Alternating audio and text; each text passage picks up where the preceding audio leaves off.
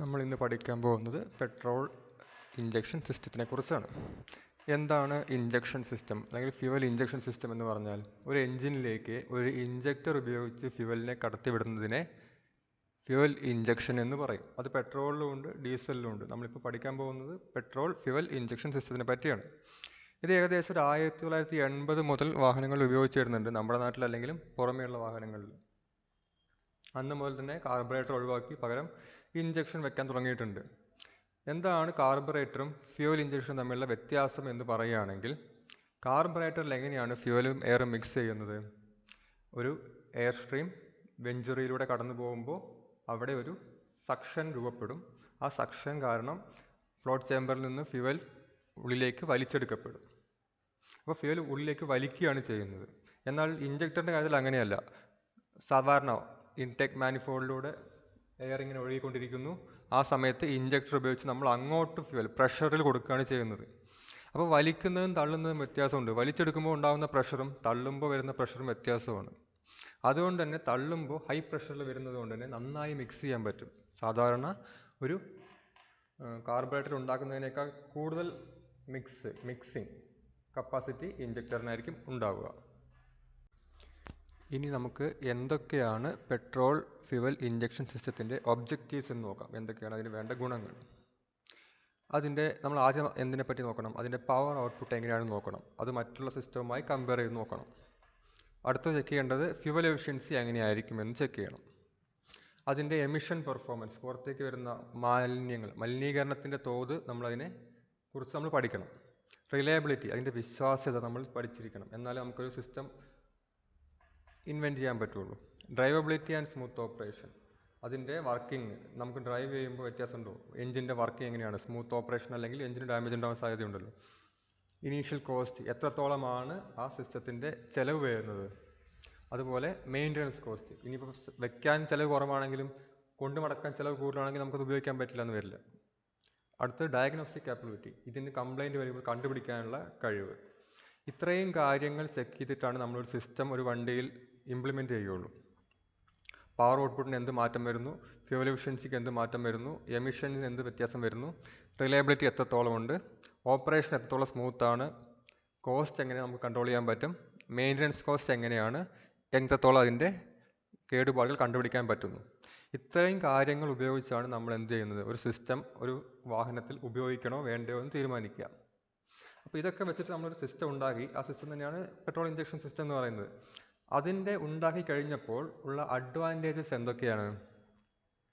High fuel distribution, നേരത്തെ പറഞ്ഞിരുന്നു, pressure വളരെ ഹൈ ആണ്. ഇഞ്ചക്ട് ചെയ്യുന്ന ഫ്യൂവലിൻ്റെ പ്രഷർ കൂടുതലായതുകൊണ്ട് തന്നെ അത് പുറത്തേക്ക് വരുമ്പോൾ അത് വളരെ മൈന്യൂട്ട് പാർട്ടിക്കിൾസ് ആയിട്ടാണ് പുറത്തേക്ക് വരിക. നമ്മൾ സ്പ്രേ അടിക്കുമ്പോൾ കാണുന്ന പോലെ സ്പ്രേ അടിച്ചു കഴിഞ്ഞാൽ വരുന്ന ഓരോ തുള്ളികളും വളരെ ചെറുതാണ്. പ്രഷർ കൂടുമ്പോൾ, പ്രഷർ കുറയുമ്പോൾ അത് പുറത്തേക്ക് വരുന്നതും വലിയ വലിയ തുള്ളികളായിട്ടായിരിക്കും. അതുകൊണ്ട് എന്തെങ്കിലും മിക്സ് ആവില്ല. അപ്പോൾ നമ്മൾ എന്ത് ചെയ്യും? നമ്മളൊന്ന് കുലുക്കി എടുക്കുന്നുണ്ടല്ലേ, പ്രഷർ കൂട്ടാൻ വേണ്ടിയിട്ടാണ്. അതുപോലെ പ്രഷറിൽ വരുന്നത് കൊണ്ട് തന്നെ ഇവിടെ ഫ്യൂവലിൻ്റെ ഡിസ്ട്രിബ്യൂഷൻ, എയറുമായിട്ടുള്ള ഡിസ്ട്രിബ്യൂഷൻ വളരെ കൂടുതലായിരിക്കും. അടുത്തതായിട്ട് വരുന്നതാണ് high volumetric efficiency due to restriction. Venturi ഇല്ല, വെഞ്ചുറി ഇല്ലെങ്കിൽ തന്നെ പൈപ്പ് തുറന്നിരിക്കും, ഫുൾ തുറന്നിരിക്കുകയാണ്. നമ്മൾ വെഞ്ചുറി വെച്ച് കഴിഞ്ഞാൽ പൈപ്പ് ചെറുതാവുകയാണ് ചെയ്യുന്നത്, അല്ലേ? ഇൻടേക്ക് മാനിഫോൾഡ് ഒന്ന് ചെറുതായി വെഞ്ചുറി ഉണ്ടെങ്കിൽ. പക്ഷേ വെഞ്ചുറി ഇല്ലെങ്കിലോ ഇൻടേക്ക് മാനിഫോൾഡ് വലുതായിരിക്കുമ്പോൾ കൂടുതൽ എയറിനുള്ളിലേക്ക് വരാം. കൂടുതൽ എയറിനുള്ളിലേക്ക് വരികയാണെങ്കിൽ ഹൈ വോളിമെട്രിക് എഫിഷ്യൻസി ഉണ്ടാകും. വോളിമെട്രിക് എഫിഷ്യൻസി എന്താണ് നമ്മൾ 1ാമത്തെ ചാപ്റ്ററിൽ പഠിച്ചിട്ടുണ്ട്, അവിടെ വന്ന് ചെക്ക് ചെയ്യാം. അടുത്തത് ലോ ഫ്യൂവൽ കൺസംഷൻ. നമ്മൾ പറഞ്ഞു ഹൈ ഫ്യൂവൽ ഡിസ്ട്രിബ്യൂഷൻ ഉണ്ട്, എല്ലാ ഭാഗത്തേക്കും എയറിനെയും ഫ്യൂവലിനെയും ഡിസ്ട്രിബ്യൂട്ട് ചെയ്യാൻ പറ്റുന്നുണ്ട്. അതുകൊണ്ട് തന്നെ മാക്സിമം ഫ്യൂവലും കത്താൻ പറ്റും. കാരണം എല്ലായിടത്തേക്കും ഫ്യൂവൽ കത്താതിരിക്കാനുള്ള മെയിൻ കാരണം എന്താണ്? എയർ ഇല്ലായ്മയാണ് കാരണം.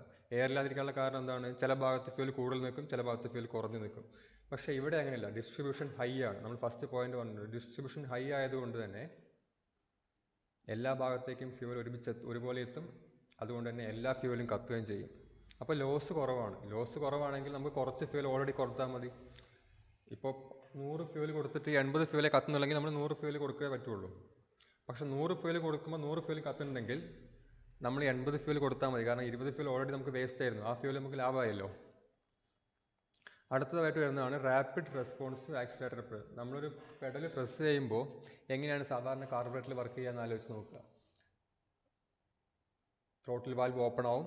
ത്രോട്ടിൽ വാൽവ് ഓപ്പൺ ആകുമ്പോൾ വരുന്ന എയറിൻ്റെ അളവ് വ്യത്യാസം വരും. ആ എയറിൻ്റെ അളവ് വ്യത്യാസം വരുന്നതനുസരിച്ച് പ്രഷറിൽ ഡിഫറൻസ് വരും. പ്രഷർ ഡിഫറൻസ് വരുമ്പോഴാണ് ഫ്ലോട്ട് ചേമ്പറിൽ നിന്നും വെഞ്ചുറിയിൽ നോസിലേക്ക് ഫ്യൂവൽ എത്തുന്നത്.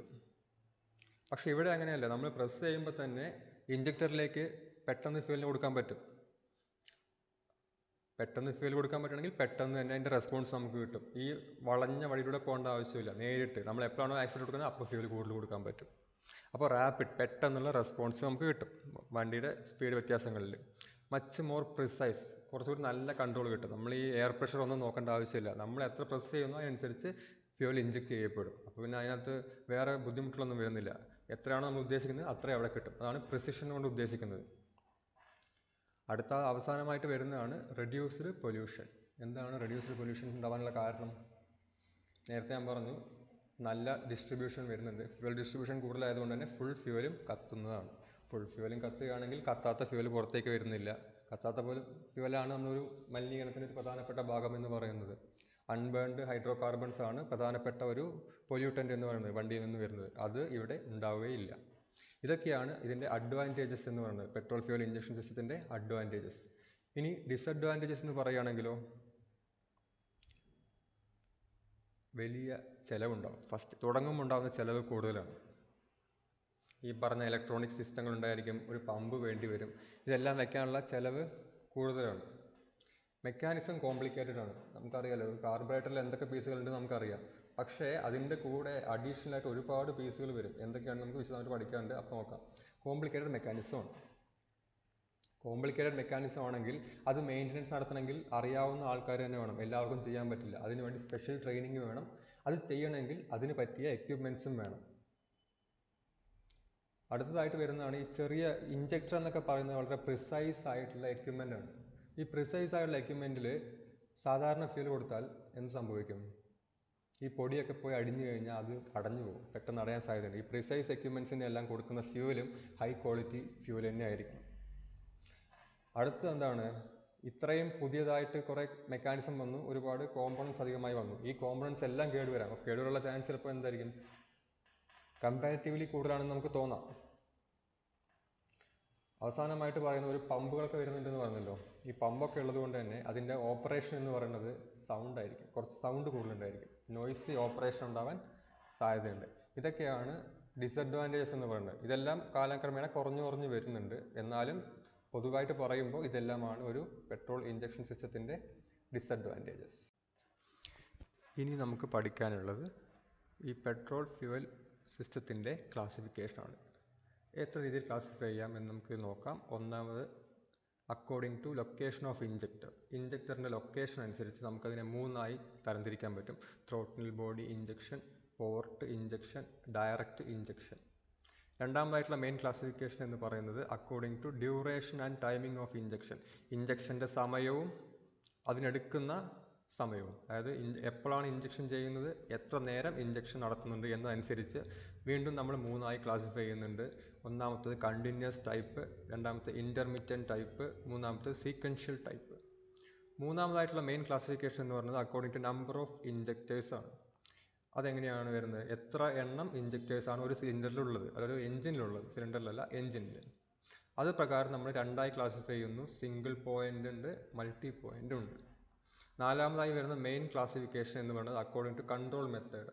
എങ്ങനെയാണ് ഈ ഫ്യൂവൽ ഇഞ്ചക്ഷൻ കൺട്രോൾ ചെയ്യുന്നത്, അതനുസരിച്ച് നമ്മൾ രണ്ടായി ക്ലാസിഫൈ ചെയ്യാം. Mechanical type, electrical type. ഇനി നമുക്ക് ഓരോന്നായി വിശദമായിട്ട് നോക്കേണ്ടതുണ്ട്. ഒന്നാമതായിട്ടുള്ള പെട്രോൾ ഫ്യൂവൽ ഇഞ്ചക്ഷൻ്റെ ക്ലാസിഫിക്കേഷനാണ് ലൊക്കേഷൻ ഓഫ് ഇഞ്ചക്ടർ. അത് വെച്ച് നമ്മൾ മൂന്നായിട്ട് ക്ലാസിഫൈ ചെയ്തിരിക്കുകയാണ്. ഒന്നാമതായിട്ട് വരുന്നത് ത്രോട്ടിൽ ബോഡി ഇഞ്ചക്ഷൻ. അതിലെവിടെയാണ് ഇഞ്ചക്ടർ ഉണ്ടായിരിക്കുക? ത്രോട്ടിൽ ബോഡിയിലാണ്. എവിടെയായിരിക്കും? ത്രോട്ടിൽ ബോഡിയിലെ മാനിഫോൾഡിലെ കാർബറേറ്റർ ഇരുന്ന സ്ഥലത്ത്. കാർബറേറ്റർ ഇപ്പോൾ ഇല്ലല്ലോ, പകരം വെഞ്ചുറി ഒന്നുമില്ല. ആ വെഞ്ചുറി ഉണ്ടായിരുന്ന ഭാഗത്തായിട്ടാണ് എന്ത് വരിക? ഇഞ്ചക്ടർ പിടിപ്പിച്ചിട്ടുണ്ടായിരിക്കുക. രണ്ടാമതായിട്ട് വരുന്നതാണ് പോർട്ട് ഇഞ്ചക്ഷൻ. പോർട്ട് ഇഞ്ചക്ഷൻ പേര് പോലെ തന്നെ എവിടെയായിരിക്കും ഇഞ്ചക്ടർ പിടിപ്പിച്ചിട്ടുണ്ടായിരിക്കുക എന്ന് വെച്ചാൽ മാനിഫോൾഡിലുള്ള വരുന്ന ഇൻടേക്ക് പോർട്ടിലാണ്. ഇൻടേക്ക് പോർട്ട് എന്ന് പറഞ്ഞാൽ എന്താണ്? മാനിഫോൾഡ് എന്ന് പറഞ്ഞ പൈപ്പുകളാണല്ലോ. ആ പൈപ്പിൽ നിന്ന്, മെയിൻ പൈപ്പിൽ നിന്ന് ഓരോ സിംഗിൾ സിലിണ്ടറിലേക്കും പോകുന്ന ചെറിയ ചെറിയ പൈപ്പുകളാണ് പോർട്ടുകൾ എന്ന് വിളിക്കുന്നത്. ആ പോർട്ടിലാണ് എന്തുണ്ടായിരിക്കുക? Inlet valve പിടിപ്പിച്ചിട്ടുണ്ടായിരിക്കുക. അപ്പോൾ ആ ഇൻലെറ്റ് വാൽവിന് തൊട്ട് മുൻപായിട്ട് ഈ പോർട്ടിലാണ് എന്ത് ചെയ്യുന്നത്? ഇഞ്ചക്ടർ പിടിപ്പിക്കുന്നത്. അതിനെ തന്നെയാണ് നമ്മൾ മൾട്ടി പോർട്ട് ഇഞ്ചക്ഷൻ സിസ്റ്റം അല്ലെങ്കിൽ multi point fuel injection system എന്നൊക്കെ പറയും, MPFI. മൂന്നാമതായിട്ട് വരുന്നത് ഡയറക്റ്റ് ഇഞ്ചക്ഷൻ സിസ്റ്റം. അതെങ്ങനെയാണ് വരുന്നത്? ഡയറക്റ്റ് ആയിട്ട് സിലിണ്ടറിൻ്റെ ഉള്ളിലേക്കാണ് ഇഞ്ചക്ട് ചെയ്യുക. അത് നമ്മൾ സാധാരണ ഡീസൽ എഞ്ചിനുകളിലൊക്കെ സംഭവിക്കുന്നത് അത് തന്നെയാണ്. എവിടെയായിരിക്കും? ഈ ഇഞ്ചക്ടറിൻ്റെ ഒരു ഭാഗം ഉൾഭാഗം, അതായത് പുറത്തേക്ക് വരുന്നത് നോസിലിരിക്കുന്നത് സിലിണ്ടറിൻ്റെ ഉള്ളിലാണ്. അപ്പോൾ ഇൻലെറ്റ് വാൽവ് വഴി വരുന്നത് വെറും എയർ മാത്രമായിരിക്കും. എയർ ഉള്ളിലേക്ക് വരും. കംപ്രഷൻ നടക്കുന്ന സമയത്തേക്കായിട്ട് ഏകദേശം കംപ്രഷൻ സ്ട്രോക്കിൻ്റെ അവസാനത്തേക്കായിട്ട് ഇഞ്ചക്ടർ ഉപയോഗിച്ച് ഫ്യൂവൽ എന്ത് ചെയ്യും? ഇഞ്ചക്ട് ചെയ്യാണ് ചെയ്യുന്നത്. ഇതാണ് അക്കോർഡിംഗ് ടു ലൊക്കേഷൻ അനുസരിച്ചുള്ള 3 ക്ലാസിഫിക്കേഷൻ. അതിൻ്റെ ചിത്രമാണ് ഈ കാണുന്നത്. ഫസ്റ്റ് കാണുന്നതാണ് ത്രോട്ടിൽ ബോഡി ഇഞ്ചക്ഷൻ. അതെവിടെ ഇരിക്കുന്നത്? മാനിഫോൾഡിലാണ് ഇരിക്കുന്നത്. അതായത് പോർട്ട് ഇഞ്ചക്ഷൻ. ഈ പറയുന്ന ഭാഗമാണ് പോർട്ട് എന്ന് പറയുന്നത്. ഇത് മാനിഫോൾഡ്, മെയിൻ പൈപ്പ്. ഇത് ഓരോ സിലിണ്ടറിലേക്കും വരുന്ന പൈപ്പ്. അപ്പോൾ ആ പൈപ്പിൽ ഇരിക്കുകയാണെങ്കിൽ പോർട്ട് ഇഞ്ചക്ഷൻ. ഇവിടെ നോക്കുകയാണെങ്കിലോ സിലിണ്ടറിൻ്റെ ഉള്ളിലേക്ക് നേരിട്ടാണ് എന്ത് ചെയ്യുന്നത്? ഇഞ്ചക്ടർ വെച്ചിരിക്കുന്നത്. ഇതാ പോർട്ട് ഇവിടെ നിന്ന് വരുന്നുണ്ട്. ഇത് ഇഞ്ചക്ടർ ഇരിക്കുന്ന സ്ഥലം. ഇഞ്ചക്ടർ എവിടേക്കാണ് ഇഞ്ചക്ട് ചെയ്യാൻ പോകുന്നത്? ഈ സിലിണ്ടറിൻ്റെ ഉള്ളിലേക്ക്. അടുത്തതായിട്ട് വരുന്നത് according to duration and timing of injection. Injection എപ്പോഴാണ്, എത്ര സമയമെടുത്താണ് തീരുന്നത് എന്നതനുസരിച്ചുള്ള ക്ലാസിഫിക്കേഷൻ. അതിൽ ഒന്നാമത് വരുന്നതാണ് കണ്ടിന്യൂസ് ടൈപ്പ്. കണ്ടിന്യൂസ് ടൈപ്പ് എന്ന് പറഞ്ഞാൽ കണ്ടിന്യൂസ് ആയി, അതായത് മുഴുവൻ സമയവും ഇഞ്ചക്ഷൻ വർക്ക് ചെയ്തുകൊണ്ടിരിക്കുന്നതിനെയാണ് എന്ത് വിളിക്കുന്നത്? കണ്ടിന്യൂസ് ടൈപ്പ് എന്ന് പറയാം. ഇത് എവിടെയാണ് ആവശ്യം വരിക എന്ന് വെച്ചാൽ നമ്മൾ നേരത്തെ പറഞ്ഞതുപോലെ സിംഗിൾ പോയിന്റ് ഇഞ്ചക്ഷൻ ഉണ്ട്. അതിലെന്താ ചെയ്യുന്നത്? ഒരൊറ്റ ഇഞ്ചക്ടറേ ഉണ്ടായിരിക്കുള്ളൂ. എല്ലാ സിലിണ്ടറിലേക്കും ഒരൊറ്റ ഇഞ്ചക്ടറാണ് സപ്ലൈ ചെയ്യുന്നത്. അപ്പോൾ നമ്മൾ ശ്രദ്ധിക്കുകയാണെങ്കിൽ 4 സിലിണ്ടർ ഉള്ള ഒരു എൻജിനിൽ ഏതെങ്കിലും ഒക്കെ ഒരു സിലിണ്ടറിലായി എല്ലാ സമയത്തും ഇൻടേക്ക് സ്ട്രോക്ക് നടന്നുകൊണ്ടിരിക്കുകയായിരിക്കും. അതുകൊണ്ട് തന്നെ എല്ലാ സമയത്തും ഫ്യൂവൽ സപ്ലൈ ചെയ്യേണ്ടി വരും. ഒരു ഇഞ്ചക്ടർ അല്ലേ ഉള്ളൂ, എല്ലാ സിലിണ്ടറിലേക്കും കൊടുക്കണ്ടേ. അപ്പോൾ ആ ഇഞ്ചക്ടർ ഫുൾ ടൈം വർക്ക് ചെയ്തുകൊണ്ടിരിക്കുകയായിരിക്കും. അതിനെയാണ് കണ്ടിന്യൂസ് ടൈപ്പ് എന്ന് പറയുന്നത്. അടുത്തതായിട്ട് വരുന്ന ഇൻ്റർമിറ്റൻറ്റ് ടൈപ്പ്. ഇൻ്റർമിറ്റൻറ്റ് ടൈപ്പിൽ എന്തായിരിക്കും? എല്ലാ സിലിണ്ടറിലേക്കും നോസിൽ അല്ലെങ്കിൽ ഇഞ്ചക്ടർ ഉണ്ടായിരിക്കും. പക്ഷേ കൺട്രോൾ ചെയ്യുന്നത് മെക്കാനിക്കലി ആയിരിക്കും. മെക്കാനിക്കലി കൺട്രോൾ ചെയ്യുമ്പോൾ എന്താണെന്ന് വെച്ച് കഴിഞ്ഞാൽ ടൈമിംഗ് അനുസരിച്ചാണ്. കൃത്യസമയത്ത് നമ്മൾ ക്യാമൊക്കെ വെച്ചിട്ട് അഡ്ജസ്റ്റ് ചെയ്യുന്നത് പോലെ കൃത്യസമയത്ത്, അത് ലോഡ് എങ്ങനെയാണെങ്കിലും കുഴപ്പമില്ല, ആ സമയത്ത് കറക്റ്റായിട്ട് ഇഞ്ചക്ഷൻ നടക്കും. അത് കൃത്യസമയത്തേക്ക് വരികയും അത് നമുക്ക് അഡ്ജസ്റ്റ് ചെയ്യാൻ പറ്റിയെന്ന് വരില്ല. ഒരിക്കൽ സെറ്റ് ചെയ്ത് കഴിഞ്ഞാൽ ആ കറക്റ്റ് ടൈമിൽ തന്നെ correct amount of fuel inject ചെയ്തുകൊണ്ടേയിരിക്കും. അതാണ് ഇൻ്റർമിറ്റൻറ്റ് ടൈപ്പ് എന്ന് പറയുന്നത്. ഇതിനെ ജർക്ക് ടൈപ്പ് അല്ലെങ്കിൽ ബാച്ച് ടൈപ്പ് എന്നും പറയാറുണ്ട്. സീക്വൻഷ്യൽ ടൈപ്പ് എന്ന് പറയുന്നതാണ് സാധാരണ ഇപ്പോൾ മോഡേൺ വെഹിക്കിൾസൊക്കെ വരുന്നത്. അത് ഇലക്ട്രോണിക് കൺട്രോളാണ്. ഇലക്ട്രോണിക് കൺട്രോൾ ആകുമ്പോൾ എന്ത് സംഭവിക്കുന്നത് വെച്ചാൽ നമുക്ക് ആവശ്യമുള്ള സമയത്ത്, ഫിക്സഡ് സമയമല്ല, എപ്പോഴാണോ എഞ്ചിന് ആവശ്യമുണ്ടെന്ന് ECUവിന് തോന്നുന്നത് ആ സമയത്ത് ആവശ്യമുള്ള അത്രയും ഫ്യൂവൽ സപ്ലൈ ചെയ്യാൻ പറ്റും. നേരത്തെ മെക്കാനിക്കൽ ടൈപ്പ് ആകുമ്പോൾ ഫിക്സഡ് ആയിരുന്നു, ഒന്നും നമുക്ക് കൺട്രോൾ ഇല്ല. കൺട്രോൾ എന്ന് പറയുന്നത് വണ്ടി സ്റ്റാർട്ട് ചെയ്യുന്ന സമയത്തുള്ള കൺട്രോൾ മാത്രമേ ഉള്ളൂ.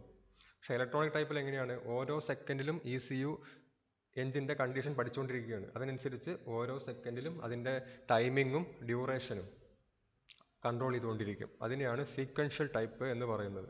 കണ്ടിന്യൂസ് ടൈപ്പ് വരുന്നത് സിംഗിൾ പോയിന്റിലാണ്. സിംഗിൾ പോയിന്റ് ഇഞ്ചക്ഷൻ സമയത്ത് മുഴുവൻ സമയവും ഇഞ്ചക്ഷൻ നടന്നുകൊണ്ടിരിക്കുകയാണ്. ഇൻ്റർമിറ്റൻറ്റ് ടൈപ്പിൽ മെക്കാനിക്കൽ ടൈപ്പ് കൺട്രോൾ ആയിരിക്കും. അതുകൊണ്ട് തന്നെ ഫിക്സഡ് ടൈമിങ്ങും ഫിക്സഡ് എമൗണ്ട് ഫ്യൂവലുമാണ് കൊടുക്കാൻ പറ്റുള്ളൂ. സീക്വൻഷ്യൽ ടൈപ്പിൽ വരുന്നത് ഇലക്ട്രോണിക് കൺട്രോൾ ആയതുകൊണ്ട് തന്നെ നമുക്ക് ടൈമിങ്ങും ഡ്യൂറേഷനും കൺട്രോൾ ചെയ്യാൻ പറ്റും. അടുത്തതായിട്ട് വരുന്നത് according to number of injector. ഞാൻ നേരത്തെ പറഞ്ഞിട്ടുണ്ടായിരുന്നു സിംഗിൾ പോയിന്റ് ഇഞ്ചക്ടർ എന്ന്. അത് നമ്മൾ നേരത്തെ പറഞ്ഞിട്ടുണ്ടെന്നാണ് ഞാൻ ഓർത്ത് ഇപ്പോൾ പറഞ്ഞിട്ടില്ല, എന്നാലും ഇപ്പോൾ ശ്രദ്ധിക്കുക. സിംഗിൾ പോയിന്റ് ഇഞ്ചക്ടർ എന്ന് പറഞ്ഞാൽ ആകെ ഒരു ഇഞ്ചക്ടറേ ഉണ്ടായിരിക്കുള്ളൂ. എഞ്ചിന് മൊത്തത്തിലായിട്ട് ഒരു ഇഞ്ചക്ടർ ഉണ്ടായിരിക്കുള്ളൂ. അത് ത്രോട്ടിൽ വാൽവിന് മുകളിലായിട്ടായിരിക്കും ഉണ്ടാവുക. എവിടെ? നേരത്തെ കാർബറേറ്റർ ഉണ്ടായിരുന്ന സ്ഥലത്ത് നമ്മൾ നേരത്തെ പറഞ്ഞിട്ടുണ്ടായിരുന്നു ത്രോട്ടിൽ ബോഡി ഇഞ്ചക്ഷൻ സിസ്റ്റം എന്ന് പറഞ്ഞാൽ അതിനാണ് ഈ സിംഗിൾ പോയിന്റ് വരുന്നത്. അടുത്തായിട്ട് വരുന്നത് മൾട്ടി പോയിന്റ് എന്ന് വെച്ചാൽ എന്താ അർത്ഥം? ഓരോ സിലിണ്ടറിനും സെപ്പറേറ്റ് ആയിട്ടുള്ള ഇഞ്ചക്ടേഴ്സ് ഉണ്ടായിരിക്കും. അത് എവിടെയൊക്കെ വെക്കാം? ഒന്നുകിൽ ഇൻലെറ്റ് പോർട്ടിൽ വെക്കാം, അല്ലെങ്കിൽ സിലിണ്ടറിൽ വെക്കാം. രണ്ടാണെങ്കിലും മൾട്ടി പോയിന്റ് തന്നെയാണ്. ഇതിൽ ത്രോട്ടിൽ വാൽവ് കൺട്രോൾ ചെയ്യുന്നത് എയർ ഫ്ലോ മാത്രമാണ്. ഓരോ സിലിണ്ടറിലേക്കും സെപ്പറേറ്റ് സപ്ലൈ ചെയ്യാൻ പറ്റുന്നതുകൊണ്ട് തന്നെ ഫ്യൂവലിൻ്റെ ഡിസ്ട്രിബ്യൂഷൻ എല്ലായിടത്തേക്കും ഈക്വൽ ആയിരിക്കും. ഒരേ ഭാഗത്ത് വെച്ചിട്ട് ഡിസ്ട്രിബ്യൂട്ട് ചെയ്യുമ്പോൾ എല്ലാ സിലിണ്ടറിലേക്കും ഈക്വലായി കിട്ടിക്കൊള്ളണമെന്നില്ലല്ലോ. പക്ഷേ ഇതിപ്പോൾ എല്ലാ സിലിണ്ടറിലേക്കും സെപ്പറേറ്റ് കൊടുക്കുമ്പോൾ എല്ലാവർക്കും ഈക്വൽ എമൗണ്ട് തന്നെ കിട്ടിക്കോളും. അതാണ് ഇതിൻ്റെ ഒരു അഡ്വാൻറ്റേജ് എന്ന് പറയുന്നത്, മൾട്ടി പോയിൻറ്റിൻ്റെ അഡ്വാൻറ്റേജ്. ഇപ്പോൾ മൾട്ടി പോയിൻ്റാണ് എല്ലായിടത്തും ഉപയോഗിച്ചിട്ട് വരുന്നത്. അടുത്ത ക്ലാസിഫിക്കേഷനാണ് അക്കോർഡിംഗ് ടു കൺട്രോൾ മെത്തേഡ്. അത് മെക്കാനിക്കൽ ഇഞ്ചക്ഷൻ ഉണ്ട്, ഇലക്ട്രോണിക് ഇഞ്ചക്ഷൻ ഉണ്ട്. മെക്കാനിക്കൽ ഇഞ്ചക്ഷൻ എങ്ങനെയായിരിക്കും? കൺട്രോൾ ചെയ്യുന്നത് മെക്കാനിക്കലി ആയിരിക്കും. എങ്ങനെയാണ് വർക്ക് ചെയ്യുക നമുക്ക് നോക്കാം. ഒരു പമ്പ് ഉണ്ടായിരിക്കും, അത് ഇലക്ട്രിക്കലി ഡ്രിവൺ പമ്പായിരിക്കും. ആ പമ്പ് എന്ത് ചെയ്യും? ടാങ്കിൽ നിന്ന് ഒരു ഫ്യൂവലിനെ ഒരു പ്രത്യേക പ്രഷറിൽ ഒരു ഡിസ്ട്രിബ്യൂട്ടറിലേക്ക് സപ്ലൈ ചെയ്യും. ആ പ്രഷർ ഏകദേശം 700 kPa ആയിരിക്കും. ആ പ്രഷറിൽ എത്തിക്കഴിഞ്ഞാൽ എക്സസ് ആയിട്ട് വരുന്ന, പമ്പ് നിർത്തുമൊന്നുമില്ല, എക്സസ് ആയിട്ട് വരുന്ന പ്രഷർ എന്ത് ചെയ്യും? തിരിച്ച് ടാങ്കിലേക്ക് തന്നെ വരും. അപ്പോൾ ഡിസ്ട്രിബ്യൂട്ടറിൽ എല്ലാ സമയത്തും 700 kPa പ്രഷർ തന്നെ ആയിരിക്കും ഉണ്ടാവുക. എക്സസ് ആയിട്ട് വരുന്ന, അധികമായിട്ട് വരുന്ന പ്രഷറൊക്കെ എന്ത് ചെയ്യും? ഒരു റിലീഫ് വാൽവ് ഉപയോഗിച്ച് ടാങ്കിലേക്ക് തിരിച്ചു വിടും. ഈ 700 kPa ഉള്ള ഫ്യൂവലിനെ ഈ ഡിസ്ട്രിബ്യൂട്ടർ എന്ത് ചെയ്യും? ഫയറിംഗ് ഓർഡർ അനുസരിച്ച് ആവശ്യമുള്ള ഇഞ്ചക്ടറിലേക്ക് കടത്തിവിടും. ഈ ഇഞ്ചക്ടർ ഓപ്പൺ ചെയ്യുന്നത് ഫ്യൂവൽ പ്രഷർ ഉപയോഗിച്ചിട്ടാണ്. ഇതാണ് മെക്കാനിക്കൽ ഇഞ്ചക്ഷൻ എന്ന് പറയുന്നത്. ഒരു മെക്കാനിക്കലി കൺട്രോൾഡ് ഡിസ്ട്രിബ്യൂട്ടറാണ് എന്ത് ചെയ്യുന്നത്? ഇഞ്ചക്ഷൻ നടത്തുന്നത്. അടുത്തായിട്ട് വരുന്നത് ഇലക്ട്രോണിക് ഇഞ്ചക്ഷൻ സിസ്റ്റമാണ്. ഇലക്ട്രോണിക് ഇഞ്ചക്ഷൻ സിസ്റ്റം എങ്ങനെയായിരിക്കും? വർക്കിംഗ് ഒക്കെ ഏകദേശം സെയിം ആയിരിക്കും. പക്ഷേ ഒരു മെക്കാനിക്കലി കൺട്രോൾഡ് ഡിസ്ട്രിബ്യൂട്ടറിന് പകരം ഒരു സോളിനോയിഡ് വാൽവുകളായിരിക്കും എന്ത് ചെയ്യുന്നത്? ഈ ഇഞ്ചക്ഷൻ കൺട്രോൾ ചെയ്യുന്നത്. ഈ സോളിനോയിഡ് വാൽവിനെ കൺട്രോൾ ചെയ്യുന്നത് ഒരു ECU ആണ്. ECU വരുന്നത്, ECUവിൽ എങ്ങനെയാണ് കൺട്രോൾ ചെയ്യുക? സെൻസറിൽ നിന്ന് ഡാറ്റ ഉപയോഗിച്ചിട്ട് ആണ് കൺട്രോൾ ചെയ്യുക. എന്തിനാണ്? ഈ സോളിനോയിഡ് വാൽവിനെ കൺട്രോൾ ചെയ്യുന്നത്. അതിൻ്റെ ഡയഗ്രാം നമുക്കിവിടെ കാണാം. ഈ കാണുന്നതാണ് ഇഞ്ചക്ടർ, ഇത് ഡിസ്ട്രിബ്യൂട്ടറാണ്. അപ്പോൾ എന്ത് ചെയ്യും? ടാങ്കിൽ നിന്നും ഫിൽറ്റർ ഉണ്ട്, പമ്പ് ഉണ്ട്, ആ റിലീഫ് വാൽവ് വഴി ഡിസ്ട്രിബ്യൂട്ടറിലേക്ക് എത്തും. 700 kPa ഇവിടെ ആയി കഴിഞ്ഞാൽ ഈ റിലീഫ് വാൽവ് എന്ത് ചെയ്യും? പിന്നെ ഇങ്ങോട്ട് കയറ്റി വിടില്ല, പകരം ടാങ്കിലേക്ക് തന്നെ വിടും. അപ്പോൾ ഈ മീറ്ററിംഗ് ഡിസ്ട്രിബ്യൂട്ടറിൽ എല്ലാ സമയത്തും 700 kPa തന്നെ ആയിരിക്കും ഉണ്ടാവുക. ഇനി ഈ ഡിസ്ട്രിബ്യൂട്ടറിനകത്ത് ഒരു റൊട്ടേറ്റിംഗ് മെക്കാനിസം ഉണ്ടായിരിക്കും. ആ മെക്കാനിസം എന്ത് ചെയ്യും? ഈ 4 സിലിണ്ടർ ഉണ്ട്, കാണുന്നുണ്ടല്ലോ, ഒന്ന് ഇവിടെ ഉണ്ട്, ബാക്കി 3 കാണിച്ചിട്ടില്ല. ഫയറിംഗ് ഓർഡർ അനുസരിച്ച് കറക്റ്റ് ടൈമിങ്ങിൽ ഓരോ സിലിണ്ടറിലേക്കും അല്ലെങ്കിൽ ഓരോ ഇഞ്ചക്ടറിലേക്കും ഫ്യൂവലിനെ കടത്തിവിടും. അങ്ങനെയാണ് എന്ത് ചെയ്യുന്നത്? കൺട്രോൾ ചെയ്യുന്നത്. ഈ മീറ്ററിംഗ് ഡിസ്ട്രിബ്യൂട്ടർ അതിനൊരു റൊട്ടേറ്റിംഗ് മെക്കാനിസം, ഉള്ളൊരു സാധനം കറങ്ങിക്കൊണ്ടിരിക്കുന്നതാണ്. ആ കറങ്ങിക്കൊണ്ടിരിക്കുന്നതാണ് ഒരു പൈപ്പ് ഓരോ ഇഞ്ചക്ടറിലേക്കും കടത്തിവിടുന്നത്. ഇലക്ട്രോണിക് സിസ്റ്റത്തിൽ എങ്ങനെയായിരിക്കും? സെയിം പോലെ തന്നെ നമുക്ക് നോക്കാം. ടാങ്കിൽ നിന്ന് ഫിൽറ്റർ ഉണ്ട്, പമ്പ് ഉണ്ട്, പമ്പിൽ നിന്ന് പ്രഷർ ഗേജിലേക്ക് എത്തും, പ്രഷർ റെഗുലേറ്ററിലേക്ക്, റെഗുലേറ്ററിൽ നിന്ന് നേരെ ഇഞ്ചക്ടറിലേക്കാണ് പോകുന്നത്. ഇവിടെ പ്രഷർ അധികമായി വന്നു കഴിഞ്ഞാൽ എന്ത് ചെയ്യും? ഈ റെഗുലേറ്ററിൽ നിന്ന് അങ്ങോട്ട് പോകുന്നതിന് പകരം, ഇഞ്ചക്ടറിലേക്ക് പോകുന്നതിന് പകരം ടാങ്കിലേക്ക് റിട്ടേൺ വരുന്നു. ഇനി ഇഞ്ചക്ടറിലേക്ക് എത്തി നിൽക്കുന്ന ഫ്യൂവലിന് ഉള്ളിലേക്ക് വരാൻ പറ്റില്ല, കാരണം ഇഞ്ചക്ടർ ക്ലോസ് ആണ്. ഇഞ്ചക്ടറിൽ ഒരു വാൽവ് ഉണ്ട്, അത് സോളിനോയിഡ് വാൽവാണ്. ആ സോളിനോയിഡ് വാൽവ് ഇപ്പോൾ ഓഫ് ആയിരിക്കും. ഈ ECUവിൽ നിന്ന് സിഗ്നൽ വരുമ്പോൾ മാത്രമേ ഈ സോളിനോയിഡ് വാൽവ് ഓപ്പൺ ആവുള്ളൂ. സോളിനോയിഡ് വാൽവ് ഓപ്പൺ ആകുമ്പോഴേ ഇഞ്ചക്ടറിൽ നിന്നും ഫ്യൂവലിന് പുറത്തേക്ക് വരാൻ പറ്റുള്ളൂ.